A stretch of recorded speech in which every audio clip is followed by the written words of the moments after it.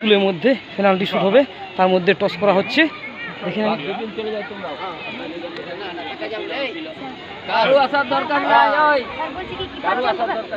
এই হচ্ছে হুটমোড়া বালিকা বিদ্যালয়, এ হচ্ছে পুকুরগড়িয়া হাই স্কুল।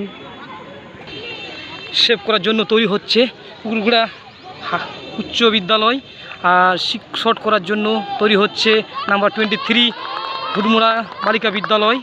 দেখা যাক এই শটে কি গোল হতে পারে। গোল হয়ে গেছে। এরপর হুটমোড়া জয়নগর সেভ করার জন্য এগিয়ে গেছে, শট করার জন্য পুকুরগড়িয়া সেভ হয়ে গেছে। আবার সেভ করার জন্য পুকুরগড়িয়া এবং শ্যুট করার জন্য হুটমোড়া বালিকা বিদ্যালয় নাম্বার 13। খুব সুন্দর গোল হয়েছে, দেখার মতো। সেভ করার জন্য হুটমোড়া, শ্যুট করার জন্য পুকুরগড়িয়া স্কুল 2 নম্বর শট। দেখা যাক গোল কি হতে পারে।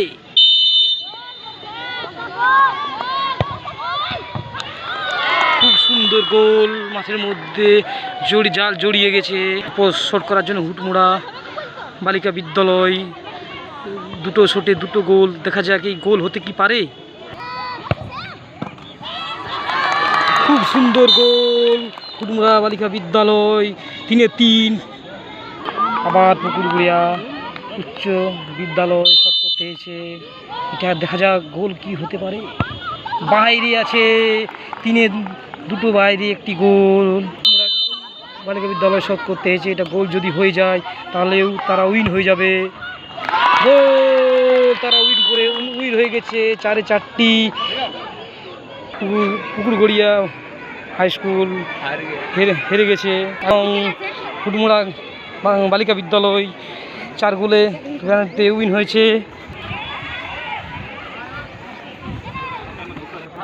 এরকম খেলা দেখার জন্য আমার চ্যানেলে চোখ রাখুন, তাহলে আরও সুন্দর সুন্দর খেলা দেখতে পাবে।